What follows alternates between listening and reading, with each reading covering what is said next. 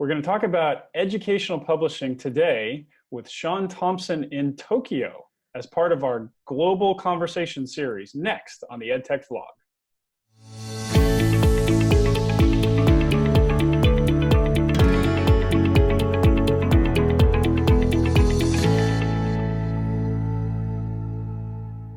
Hi, I'm Dr. Matt Harris, and this is the EdTech vlog. Today, we're talking with Sean Thompson in Tokyo as part of our global conversation series. And Sean, you just wrote a book. Congratulations, way to go. I know that's a huge accomplishment. Thank you very much. Yeah.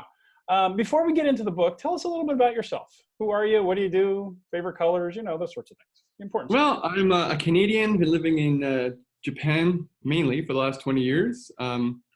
Working presently at an international school in Tokyo, where my main job is to be helping teachers integrate technology into their classrooms, as well as a bunch of back-end stuff. Because you know what they like to say, oh, you're good at computers. Well, why don't you run our report system for us? So the creativity, of course, that's what I'm all about, and helping the kids make and express themselves and getting them excited about it. That's right, that competency tax. You're really good, so we're going to tax you by giving more work to do. Yeah, that only happens to all of us in the field, right? I don't believe I'm the outlier here. No. No, I don't think you are. Not at all. Not in EdTech. Well, hey, let's learn about the book. So tell us all about it. What's the book about? Who should read it? Kind of give us an overview. Okay. Well, it's kind of been stitched together, but a bunch of different keynotes that I've been giving over the years at educational technology conferences. Creativity is this kind of slippery term. People don't really seem to know what it means, but we talk about it a lot all the same. So I thought if I can kind of stitch together my ideas based on the ideas of people sort of like throughout history and put it together in a hopefully what is an engaging and entertaining way, then people can pick it up, and it's not going to be one of those things where, do I have an hour to really dive in to something? It's you pick it up at any point in time and you can read it and you get ideas, you get inspiration, and you gain some insights. So basically, it's about human creativity. It's something that we all need. You could pop it right into Maslow's hierarchy, right at the third level there with love, and then the further you go into it, the more of those higher levels you're able to attain. To me, it's a crucial component of life that we're just completely ignoring. A lot of people would argue, well, I'm not completely ignoring it. In my class, I give the kids some creative leeway. I just want people to have a sort of a bigger historical context for it and just see how it works when you tear it apart a little more, and just to have fun with it, really.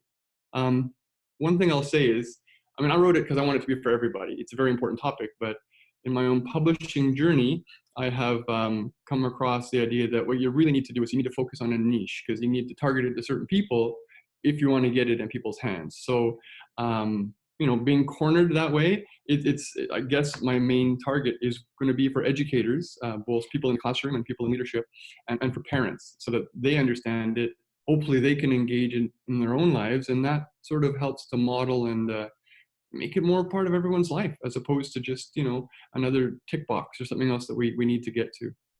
Now, what's the title of the book? What did you officially fall on for your title? Well, I've been back and forth with some people recently, but I'm sticking, I think, to the original title, which is Creativity is Everything, Rethinking Technology, Education, and Humanity. Because the idea is we all have a stake in this, and there's no way of separating them out. It's like, taking apart the marmalade. All these three things go together. We all have a stake in it. That's right. Now, let me ask you a tough question, because you kind of brought up a term that a lot of people are throwing around as something very important, but I'm not sure we've really put our finger on a definition, and that's creativity. So how are you defining that within this context?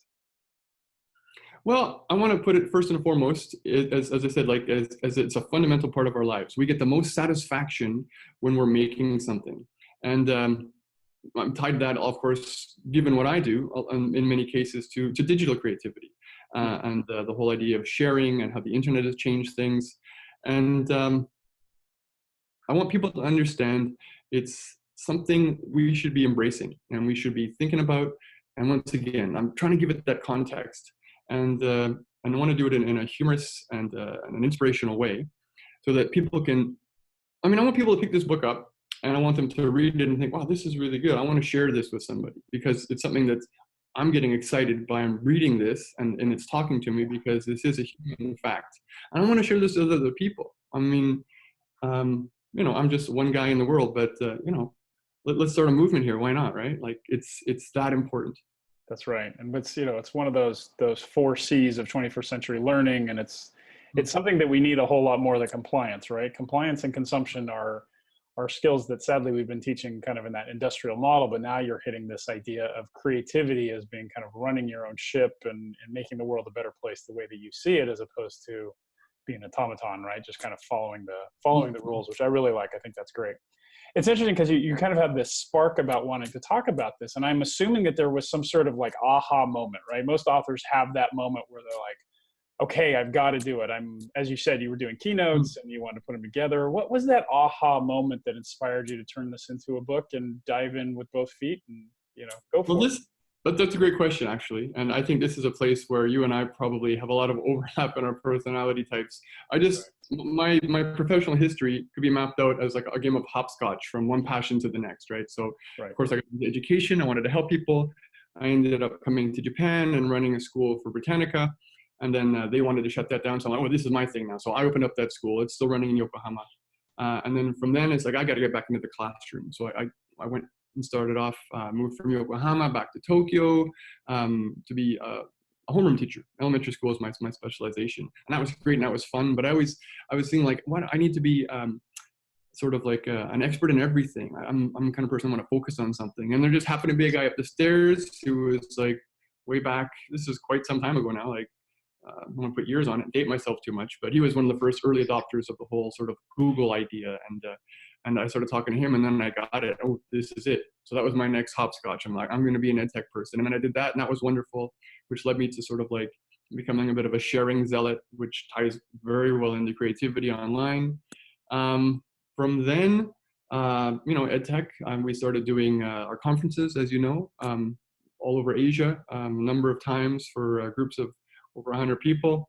That was fantastic. And then finally, the keynotes, like I said, and that's like, this is the book now. This is a message that I have, and I want to get out there. So yeah, it's just been from one passion to the next. I mean, I remember at certain points in time, it's like, I haven't had that thing for a while.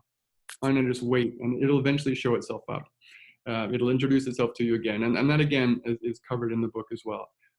If you embrace it and you get excited about creativity, it's going to keep coming to you. And as soon as you have an idea, they just keep leading to other ideas. You start this avalanche, which was another keynote that I gave about just getting it started and you having that passion yourself.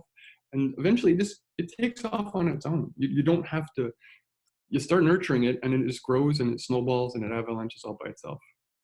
That's great. That's perfect. And that kind of leads into this notion that we were going to talk about a little bit more in depth. And this is tying the creativity element to education. And as you said, you're a really big proponent of educators educating this kind of exercising this creativity along with the lines of what you're talking about within the book and the things you were talking about. What are some tips and tricks? Like what are some ideas that you can share to get educators really exercising that creativity? Well, let's see. I think maybe that would mean me to comment that you need to read the book again, Matt, obviously. I should probably say a big thank you to you right now, Matt. First off, you were one of the first people who really sort of encouraged and believed in the project. You were probably the first person to review it, so thank you again for that. When I had that first potential publisher in line, I would actually encourage you to go back and have a look again. Funny story. I'm getting to your question here. I've got a list of 10 things I prepared for you, but there was a point when it was done when I was afraid to open the book again. I was afraid to open the document because I thought I would break it somehow. Yeah. But in this new round, now that I'm committed to a certain publishing pathway, I can't stop opening up and adding to it and editing it. So yeah, you have to have that leap of faith that you know what you're going to do and it's going to. So here are my top 10s from creative experience, getting started and trying to engender a greater passion for creativity in your life and in the life of those people around you. Number one, I would say is just get started. Just jump in and that's it. There's power in just moving ahead, right? Number two, I would say is that unless you're struck by a lightning bolt from above, as we get sometimes, unless that happens, in which case I say jump and run with it, think it through and make yourself a plan because it will save you time in the long run. I've spent a long time making something and then I realized, you know what? I should have approached it an entirely different way. Yeah. Number three, trust that you will always get better because you will. Enjoy the ride. That's part of it. It's that satisfaction from life foreafter. I would also recommend for number 4, making composite work to get that creativity flowing. Find 2 or 3 pieces of you're working on an image, say, that some other people have done. Find what you like about it in terms of color or the lines they've used, and mash them up. I mean, how do you think Michelangelo and Da Vinci got started? No big secret. They were apprentices. They were copying the masters. So that's another big part of the puzzle people are forgetting. Copying, it's not a bad thing. It's how this whole creativity thing works. Number 5, it's only hard the first few times. Number 6, once you get rolling and embrace your creative side, you'll never turn back again. You'll look forward to it. You'll carve out that time to make it matter in your life. Number 7, I would say right from the start, share your work with other creators. They understand. You know what I mean? When you first get started, it's like, well, it's not good enough. We have this sort of American Idol attitude now. It's like, I'm not the best singer in the world and I can't sing in front of everybody. That's not how it used to be. We used to take turns singing in the room, and you didn't have to be the best person. So share it with people who do it themselves, because they understand and they'll be very supportive of that. Number 8, I would say that just haters are just people who think they can, but they don't. Sniping is easy. Actually creating and sharing, that takes something of yourself. And number 9 is sort of not an original. It's been out there for years, but fake it till you make it. It's not just a catchphrase. It is true. Just get busy and make it.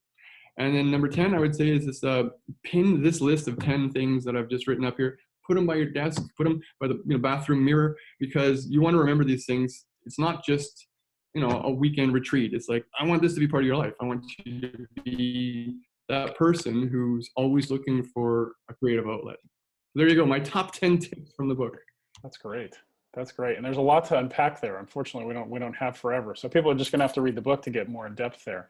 The one I want to jump on really, that's a great idea, isn't it? I know. We should have thought of that. What do we think of next?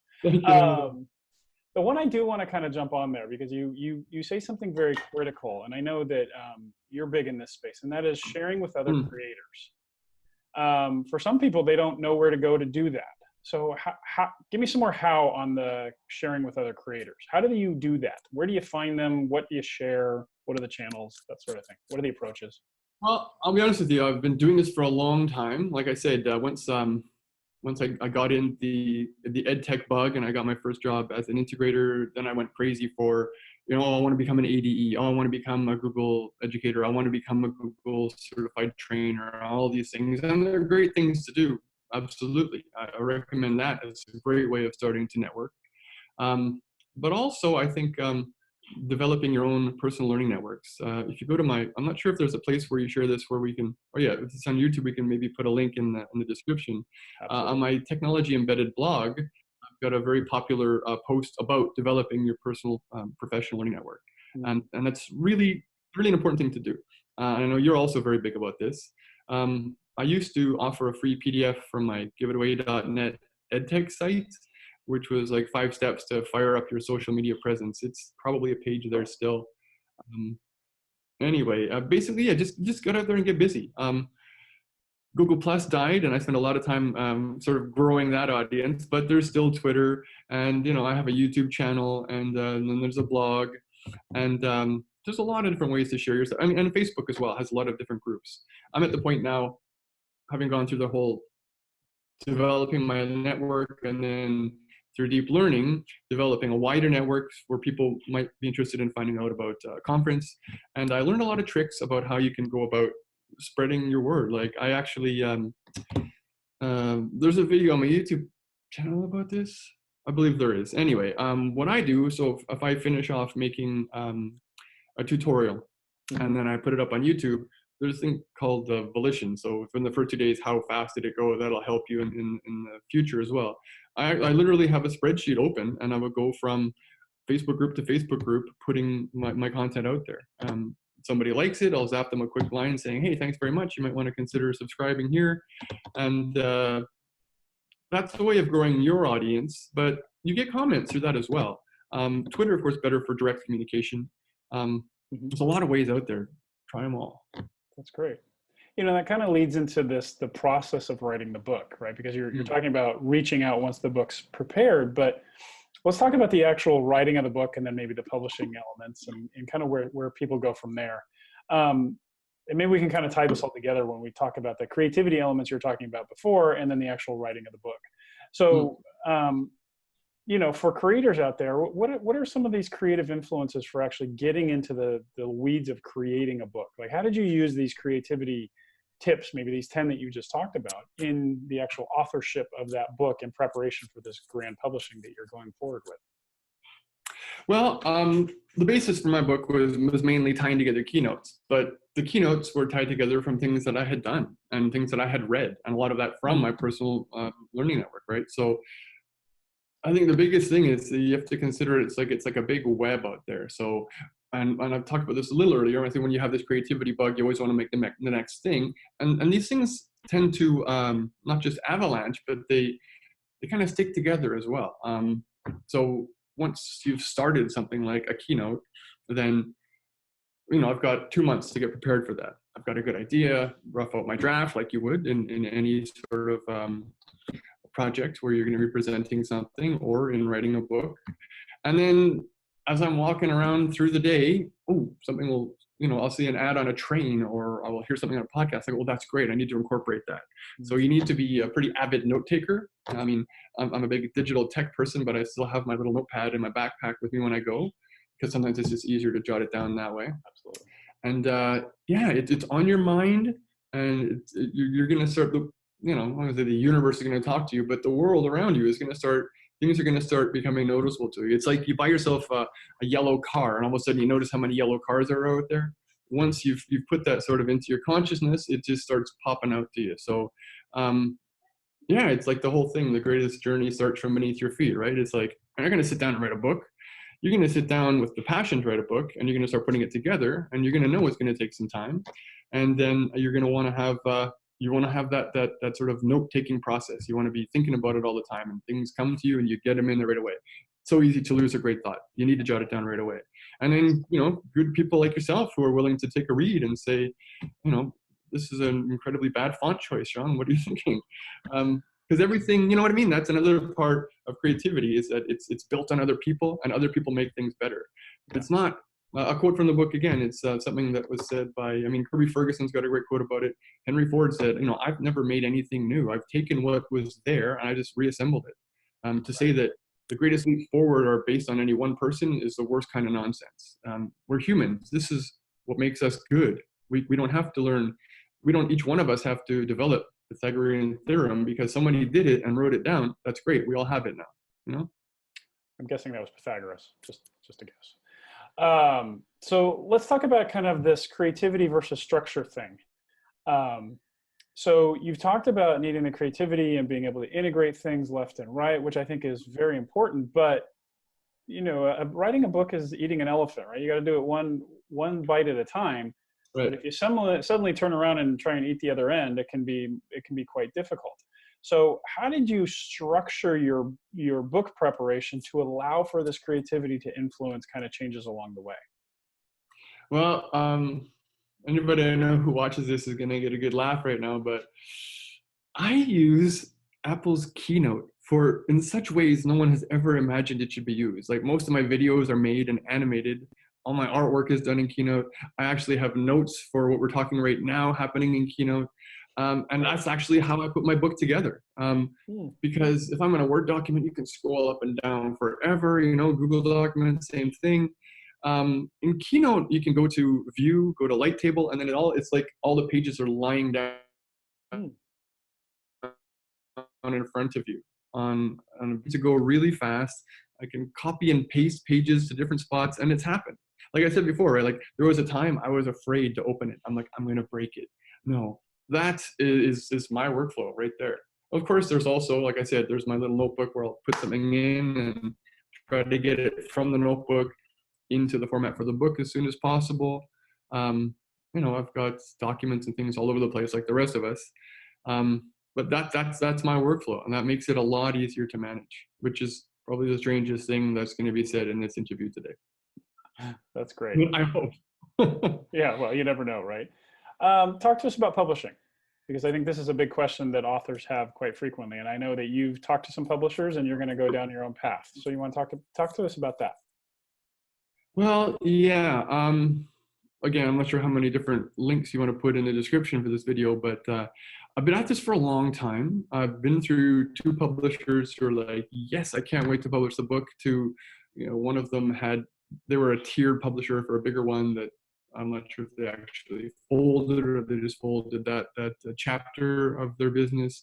And another guy was a smaller publisher. His wife didn't like the book, so that's where that ended. I've got a mock-up site for something that I'm calling the Educators Publishing Cooperative, because having gone through all this and getting this done now at great, expense and effort of my own, I know there are so many teachers out there who want to have I've written a chapter for, I don't want to write a best-selling book, but like you said, that's eating an elephant. It's so huge and difficult.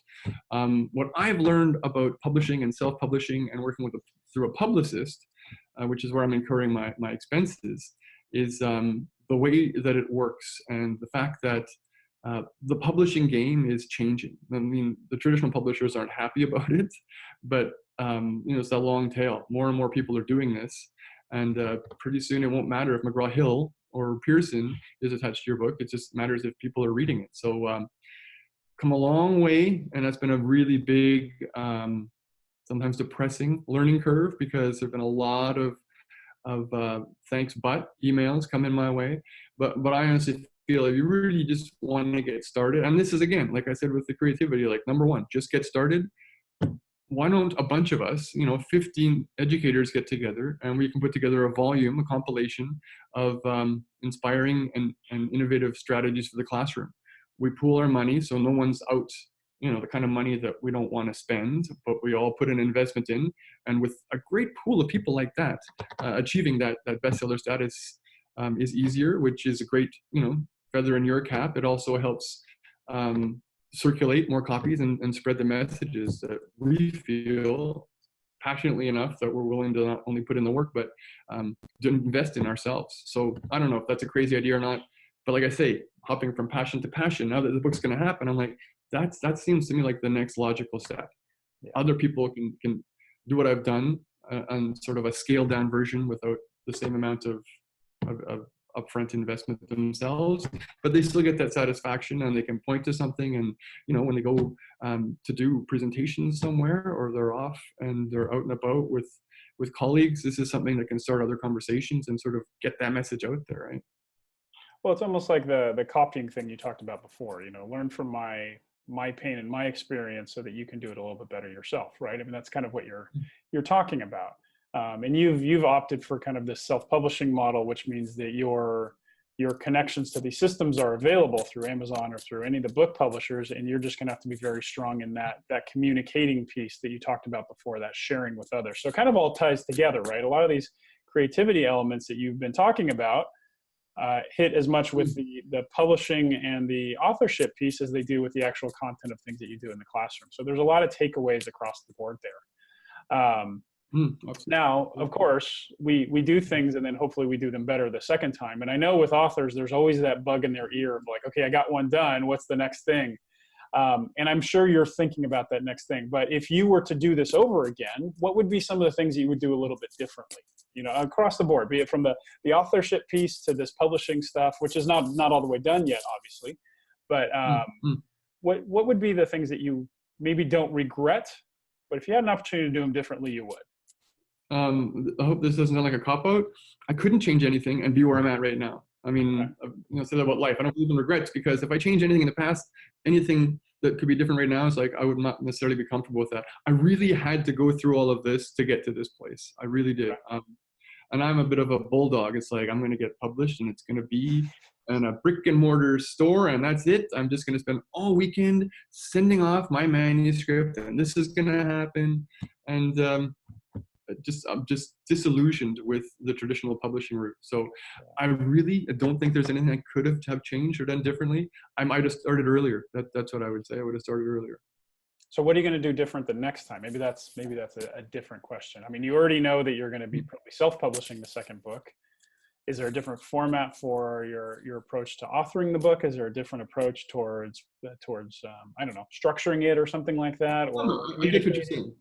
I get what you're saying. What would you do differently now in round two? The book itself is full of creativity, but it's also it's positioning itself, because if I talk about something and then I'll have like a QR code somebody can go to automatically to a YouTube video that I've made explaining that, or some resources on my website about digital citizenship and safety that they can print off and put up on their wall in the classroom right away, right?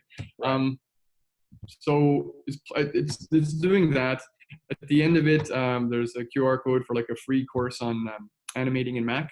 Because again, it wasn't no joke about the Keynote thing. I'm a bit of a zealot about that as well. I think anybody with a Mac has some pretty reasonable amateur animation software. They don't need to pay for any other software. They don't need to buy anything else. You can get started and do it right away. Trust me, I've spent a lot of time proving this. So that's in there as well. So what I would do differently the next time is, I don't know, if there were to be a second iteration from this book, then I think it would probably be something more along the lines of less about the sort of the big understandings and more about the application.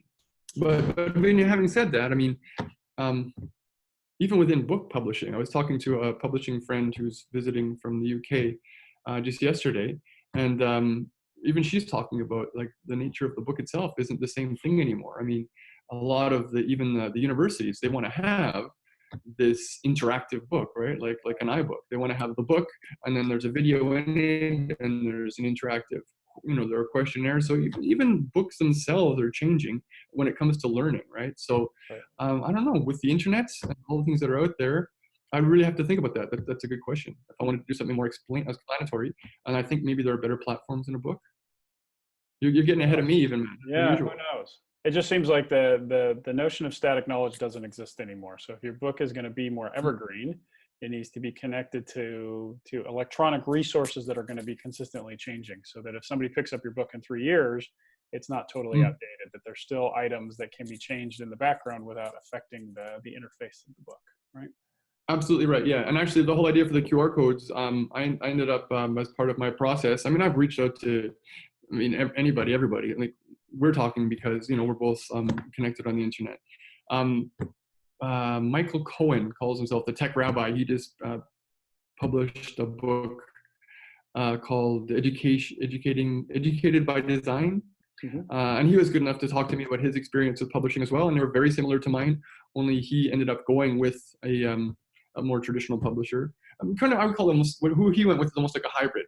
They're not your typical publisher, because a normal publisher says, thank you for the book, we're going to give you some pittance for it, but it's basically our product. Now, he went through another kind of company that is a little bit more sort of midway, I think. So he gets to receive more of the actual revenue from his publication, and I think he had a little more say in how it was put together. In fact, he said so.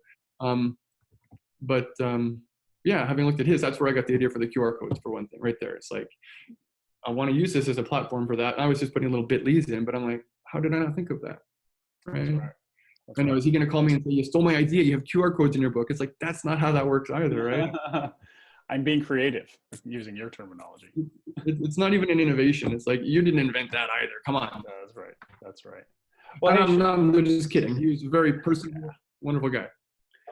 So, hey, Sean, I know you've talked about a lot of your other channels. You've got a really active YouTube channel, and you love talking about these things in general. How do people get a hold of you? How do people connect with you? And how do they get a hold of the book? I mean, that's also important. Well, great question. Thank you very much. I'm really fortunate in that one of my heroes from way back when I first started getting into the whole EdTech thing, Alec Kuros, has kindly agreed to write the foreword for the book. Now, he's a very busy man, and he said he can get to it over the summertime. So in terms of launch dates and releases, I think that will probably happen mid-September. Still get lots of people coming in with reviews and things like that. I'm going to turn your question around on you. My question is, how do you not find me? How do you not get in contact with me? You type in Sean Thompson teacher, or Sean Thompson technology, or Sean Thompson Japan. There are going to be a lot of hits there. If you go to my giveitaway.net site, it's plastered with touch a button and you can send me an email, which is presently seansensei8@gmail.com. Got a lot of different things going on, so I'm not sure which new email to commit to, but that's the one that I'm using most of the time right now. I'm on LinkedIn, I'm on Facebook, I'm on Twitter @SeanSensei. I try not to be a big mouth. So one of the things I like to do in my personal learning works is also share other people's things. So I'm not always just talking about myself because I'm excited about the things that I'm sharing, right? Facebook, you can't really do that so much, but yeah, I'm available and I respond to everybody and everything. And the people that I've come across that are similar, I find we end up getting to know each other like you and I have, Matt. That's right. Well, hey, thanks, Sean. This has been great. So for everybody listening, this is one of our global conversation series, and Sean has been just absolutely amazing to share some of his expertise around creativity and around book publishing. At the bottom of the screen here, you're going to see that there's going to be a couple of buttons. One of them is to subscribe to the channel. Please do so, because we have a few other interesting conversations, and I'll be able to share some of the items that Sean has given us and talk about some other items related to publishing or creativity or EdTech or whatever there is. And then you also notice there's a button for Twitter. As you know, I'm on Twitter probably more than I should be. And I love connecting with people. The whole point, and kind of Sean alluded to this, the whole point of this sharing is to create dialogue, is to connect with people and have conversations around all of these key topics, because that's what makes us better. So please connect with me on Twitter. My handle is @MattHarrisEdD. Send me a note. I'll put links to Sean and some of his materials too. You can send links to Sean, and let's just start a global dialogue around these topics. It's been great. So, hey, Sean, thank you so much for being a part of this conversation today. I think you've had some great ideas that are going to help aspiring creators and aspiring authors. So thank you so much. So yes, yeah. Like you said yourself, it's all about the sharing. I love talking about this stuff because it leads to more doing, it leads to more making, right? That's right. Thanks again for having me, man. I really appreciate the time. All right, thank you. And for everybody else, have a great day.